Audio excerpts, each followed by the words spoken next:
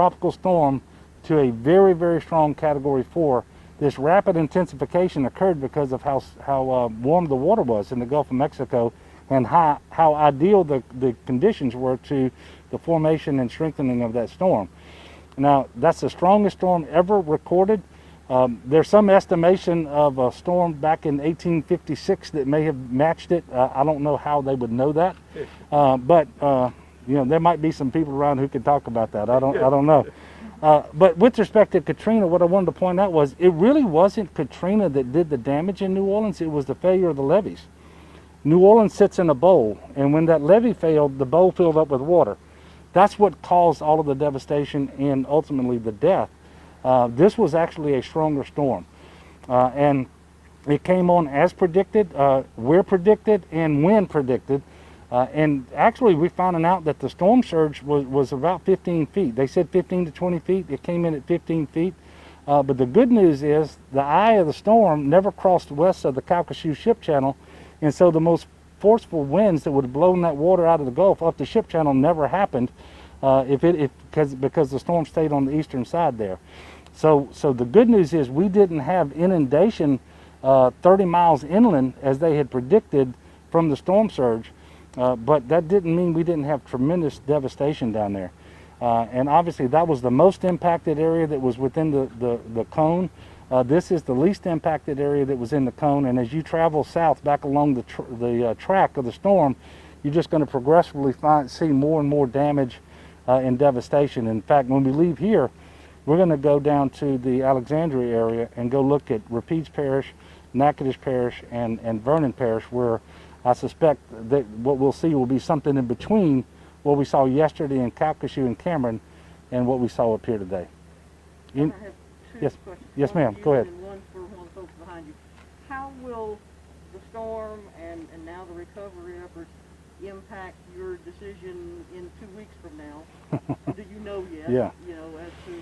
You know, I can't predict the decisions we make with respect to COVID and whether we stay in the same phase, impose additional mitigation measures.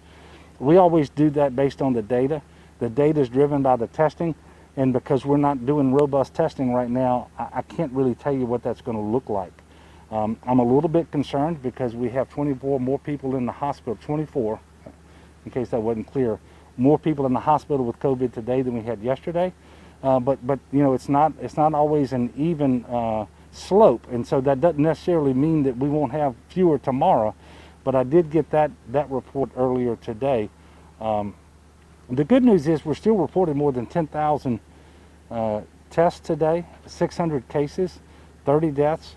That generally speaking keeps us on the trajectory we were on that showed a lot of improvement. The problem, the only bad number we got today were the hospitalizations.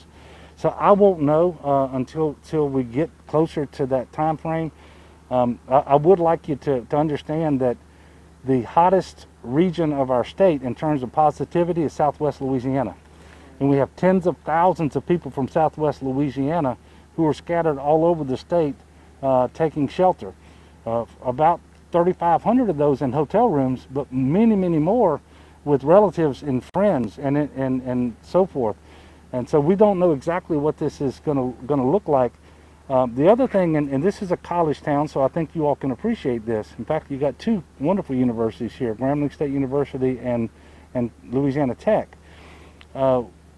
We brought our campuses back to life a couple of weeks ago. Our students are showing back up. Our K through 12 schools are in place. 1/4 of the state's population are either students, staff, or faculty, K through 12 or higher ed. So for the first time since March, we've had these people on the move too. And so if there was ever a time when you don't want your testing to go down, it's right now. And so until it comes back on and we start seeing what the positivity's like, what the cases are like, what the hospitalizations are like, it's just not possible for me to tell you what we're going to do in 2 weeks. But between now and then and thereafter, I'm asking people to do what we know works.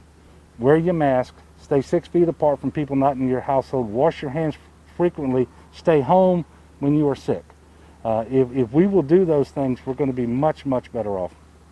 And you've got a question for somebody else. Yes, sir, for Mayor Walker.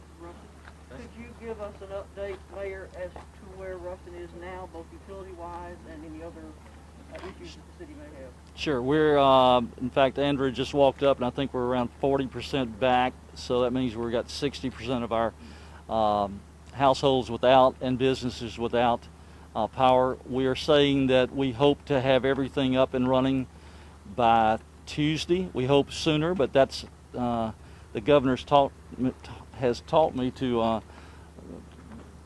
What's the words you say? Under promise and over deliver. There we go. Exactly. So I'm following in my mentor's shoes here. As far as water, which is a huge problem across our state, we are in good shape. We still ask our people to conserve water, but we are, from a well standpoint and our wells being up and running, we're in good shape. Our wastewater treatment plant is in great shape also. It's not on generator anymore. We've got the power back up that.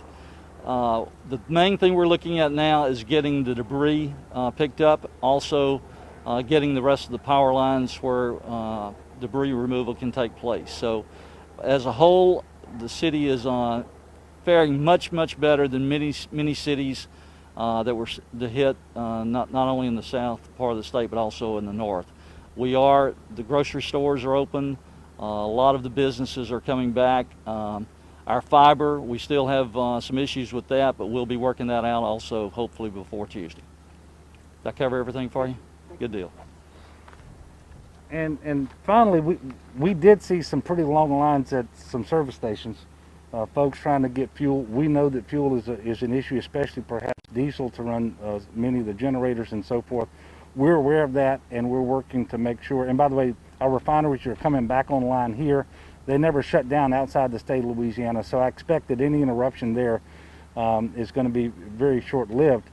The last thing we know, and this was briefed by Mike Strain this morning, the Commissioner of Ag and Forestry, is that we know that in this region we have a lot of poultry producers, and they have to be able to keep those fans on in August in order to keep those chickens live. And this is no minor thing, because there are hundreds and hundreds of thousands of chickens. So we're trying to make sure that they have access to the fuel they need to run their generators until the electricity comes back on.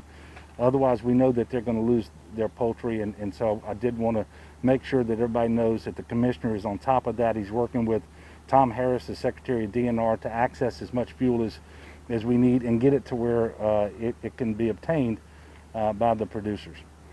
We also have to keep the generators running at the processing plants to make sure that the cold storage stays on too.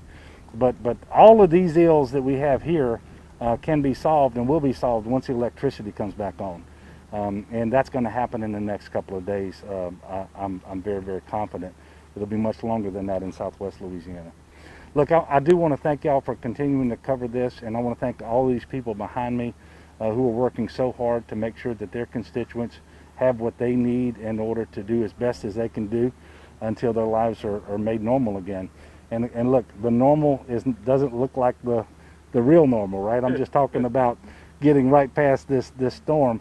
But they're working extremely hard, and they're in constant communication with me and my office and GOSEP to try to make sure that we're aware of what the needs are in this region. And I do want to thank them for that. And I want to thank you all for continuing to cover this. And like I always do, or always try to do, I'm going to ask us that we pray for one another, pray for our state. We've got 10 families who've lost somebody, and that's from the storm. Again, 30 people who died in today's report on COVID. So let's lift one another up in prayer. Let's work together. Let's be good neighbors. We'll get through this, and we'll build back stronger than ever before. Thank you so much, and God bless. Thank you, Governor.